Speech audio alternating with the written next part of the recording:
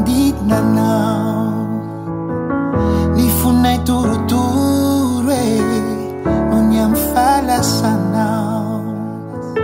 Va omaly ano no teko vao niaraka ny sakafo. Androany anao ny ampite ho any amy toerana avo. Zay fa miakatra ro tsiaro mibosesika tondo. Tavakojan-dranomaso zay le fiainana vao aiza-mo.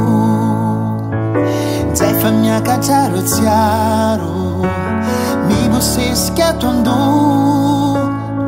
Tavakojan-dranomaso zay le fiainana vao aiza-mo.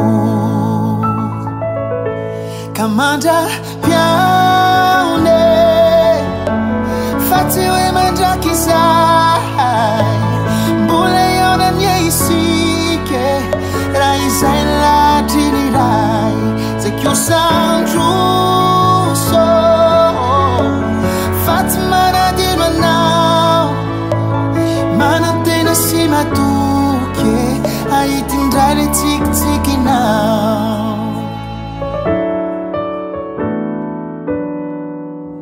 Tsy ho mora ny ameno ireo banga nisy anao. Ireo soa vitanao nanampifantatra misaotranao. Ka naizanaiza ho agy anao tsy adino. Mankahery mahatsiavanao. Atoa miaritra aho samy joro. Dia noho ianao izany noho ianao. Zay fa miakatra ro tsiaro mibosesika tondo. Ny tavakojan-dranomaso zay le fiainana vao aiza-mo. Kamandra piaone fa tsy hoe mandraky izay.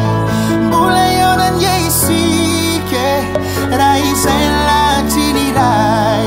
Zay kiosandroso fa tsy manadino anao. Manantena sy matoky ahitindray le tsikitsikinao. Kamandra piaone fa tsy hoe mandraky izay. Mbola eo na ny isike raha izay latry ny ray.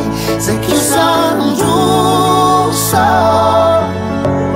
fa tsy manadino anao.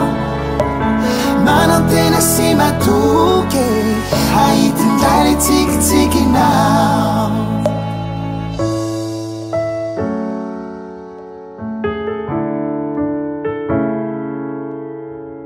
Manantena sy matoky ahitindray le tsikitsikinao.